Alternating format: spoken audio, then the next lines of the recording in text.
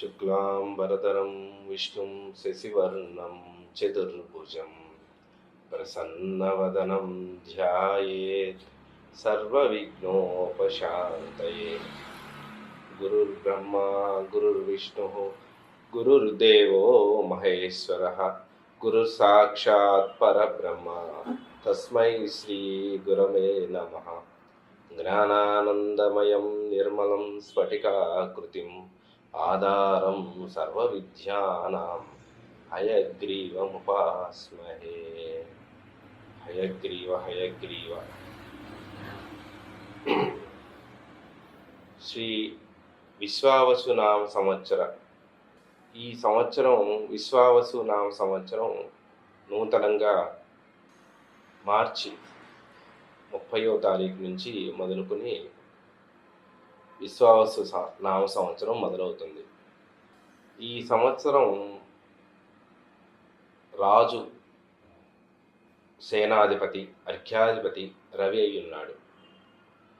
సహజంగా రాశి చక్రాల్లో రాజు అనేటువంటి వాడు సూర్యుడు. అలానే నవగ్రహాల్లో కూడా ప్రథమ స్థానం సూర్యుడిదే. ఎందుకంటే సూర్యుడి యొక్క బలం నుంచే మిగతా 8 గ్రహాలకి బలం చేకూరుతుంది. ఛాయాగ్రహాలైనా సరే సూర్యుడి యొక్క ఆధీనంలో ఉండాల్సిందే. కాబట్టి ఈ సంవత్సరం రాజు సూర్యుడై ఉన్నాడు. పూర్వ సస్యాధిపతి వచ్చేసి గురువు అయి ఉన్నాడు. సస్యాధిపతి అని అంటే గురువు గారంటే అంతా కూడా సంపద విషయంలో కానీ ధాన్యం విషయంలో కానీ అనుకూలమైనటువంటి వాతావరణం. అట్లానే అపర సస్యాధిపతి కుజుడై ఉన్నాడు.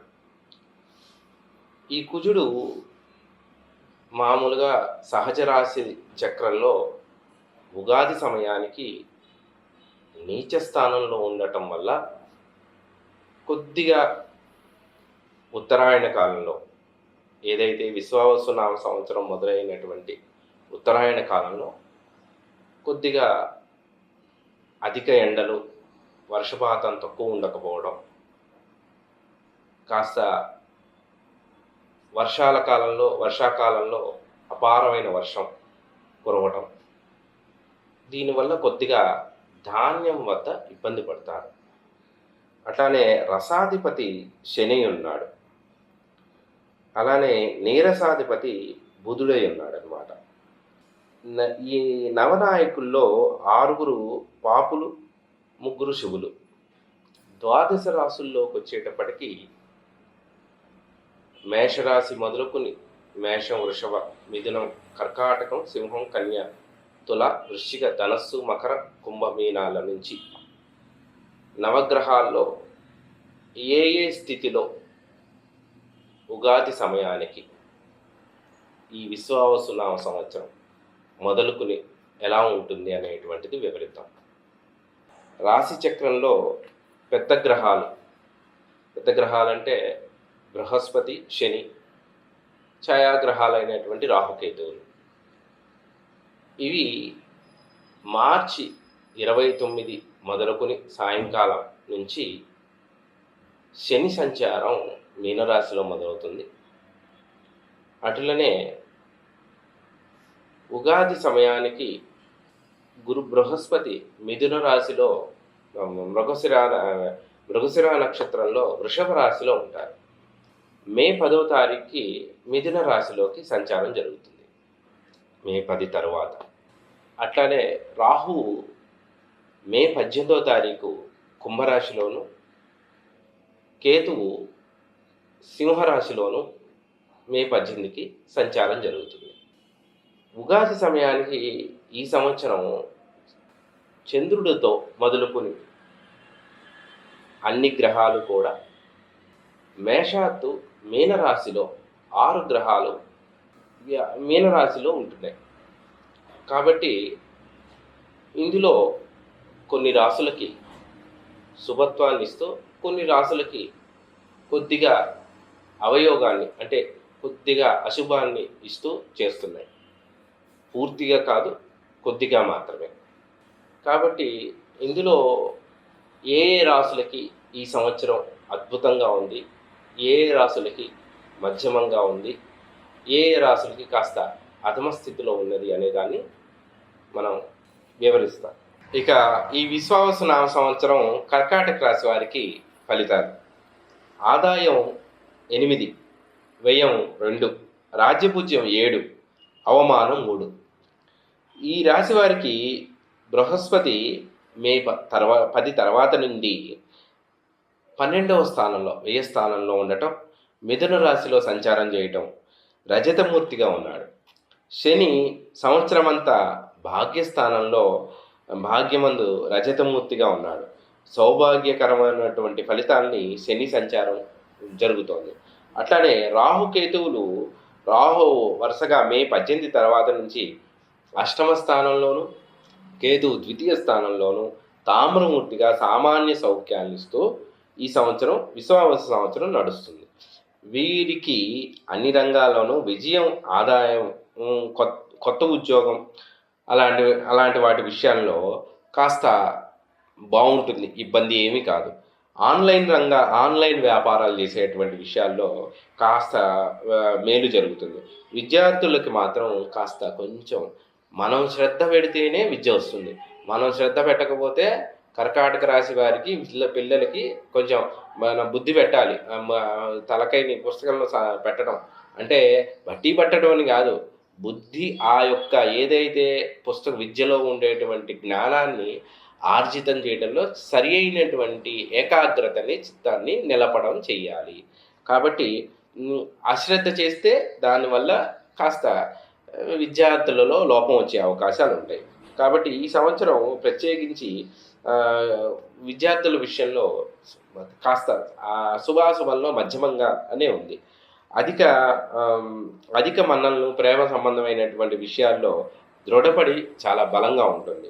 ఈ రాశి వారికి షష్ఠ భాగ్యాధిపతి అయినటువంటి గురువు గారు వ్యయ స్థానంలో ఉండటం వల్ల, సంచారం చేయటం వల్ల గృహమున శుభ విషయాల్లో కాస్త ధనం వెచ్చించడం అనేటువంటి శుభకార్యాలు బాగా చేస్తారు. అద్భుతమైన పిల్లలకి కాస్త మన వాళ్ళకైతే చక్కటి శుభకార్యాలు, పెళ్ళిళ్ళు, కాస్త సంతాన సంబంధమైనటువంటి విషయాలు అందరికీ కూడా శుభకార్యాలు బాగా చేస్తారు. గృహం కొత్త గృహాలు ఏదైనా చక్కగా ఇల్లు లేదు అనుకుంటే గృహయోగం అనేటువంటిది ఏర్పడుతుంది.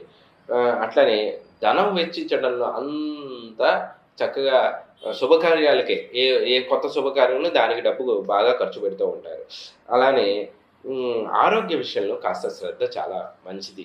శ్రద్ధ తప్పితే మాత్రం చాలా దీర్ఘకాలికమైనటువంటి అనారోగ్యాలు ఏర్పడే అవకాశాలు ఈ సంవత్సరం మొదలవుతుంది. మానసికంగా కాస్త సంతృప్తిగా, సమాజంలో గౌరవంగా ఉంటుంది. ఇక ఈ సంవత్సరం కుటుంబపరమైనటువంటి ఖర్చులు పెరుగుతాయి. కుటుంబంలో సామరస్య వాతావరణం అనేటువంటిది పెరుగుతుంది. మరియు ఆనందకరమైనటువంటి జీవనం అనుభవిస్తారు. ఉదర సంబంధమైన రుగ్మతలు కాస్త వస్తాయి. ఉదర సంబంధమైన రుగ్మతలు అంటే ఈ జీర్ణకోశంలో ఉండేటువంటి అల్సర్స్, కాస్త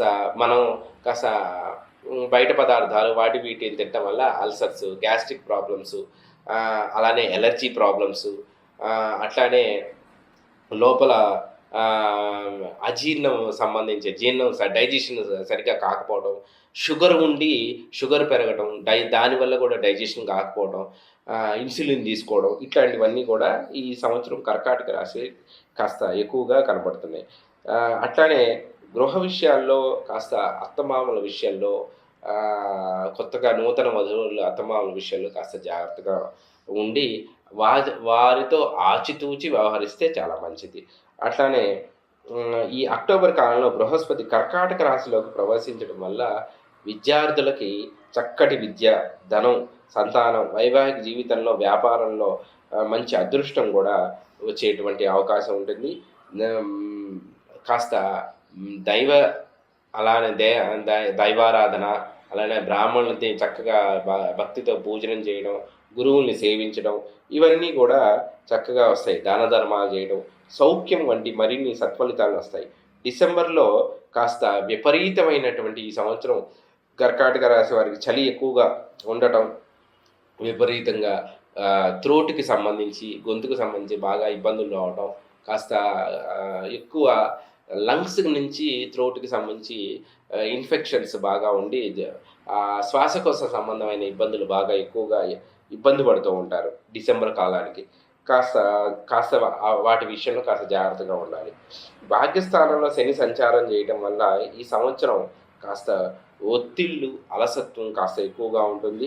అలానే ప్రతిబంధకాలు కూడా కాస్త బాగానే ఎక్కువగా ఉంటాయి. ఈ ఈ సంవత్సరం ఆకస్మికంగా కాస్త భాగ్యస్థానంలో శని సంచారం చేయటం వల్ల ధనలాభం, చేతికి డబ్బు అందటం, ఫైనాన్స్ రంగంలో వడ్డీ వ్యాపారంలో బాకీలు వసూలు చేయడం, ఆర్థిక ఇబ్బందులు తొలగుతాయి. జూలై నుంచి నవంబర్ మధ్య స్వల్ప అనారోగ్యాలు కాస్త ఏర్పడుతూ ఉంటాయి. అలానే ఆ తర్వాత సమయానుకూలంగా భోజనం చేయడం అనేటువంటిది చాలా మంచిది. అలానే రాజకీయ నాయకులకి ఈ సంవత్సరం అనుకూలంగా ఉంటుంది. స్టాక్ మార్కెట్‌లో పెట్టుబడులు పెట్టే వాళ్ళకి కాస్త బావుంటుంది. కాస్త అనుకూలంగా, ఆకస్మికంగా బావుంటుంది. ఈ రాశి వారికి రాహు సంచారం మిశ్రమంగా ఫలితాలను ఇస్తూ ఉంటుంది. కాబట్టి ఈ రాశి వారికి ఆకస్మికంగా కొత్త వారసత్వ ఆస్తిని పెంపొందించేటువంటి అవకాశం ఉంటుంది. రాహు అష్టమంలో ఉంటే విపరీతమైనటువంటి రాజయోగం. సహజంగా అష్టమ రాహువు బలంగా ఉంటాడు. కాబట్టి యోగాన్ని ఇస్తాడు, అంతే అవయోగాన్ని ఇస్తాడు. కాబట్టి అప్రమత్తంగా ఉండాలి. కాబట్టి ధనం గురువు రాశిలోకి వచ్చినప్పటి నుంచి వీరికి అనుకూలత ఏర్పడుతుంది. ద్వితీయ స్థానంలో కేతు సంచారం వల్ల నోటికి సంబంధించినటువంటి ఇబ్బందులు, నోటి పూతలు, పళ్ళు దగ్గర ఇబ్బందులు, చిగుర్లు వాయటం ఇలాంటివన్నీ ఇబ్బందులు వస్తాయి. కాబట్టి వీళ్ళు ప్రత్యేకించి ఈ సంవత్సరం అంతా కూడా రుద్రాభిషేకం చేసుకుంటే, మహాన్యాసపూర్వక ఏకాదశి రుద్రాభిషేకం చేసుకుంటే కర్కాటక రాశి వారికి విశ్వావసు నామ సంవత్సరం వల్ల శని సంచారం, రాహు సంచారం, కేతు సంచారం, అలానే బృహస్పతి వ్యయ సంచారం అనేటువంటి ఇబ్బందుల నుంచి కూడా ఆ ఈశ్వరుడు సర్వదా సతదా అనుగ్రహిస్తూ ఉంటాడు. ఇబ్బందుల నుంచి బయటపడేస్తాడు. శుభం.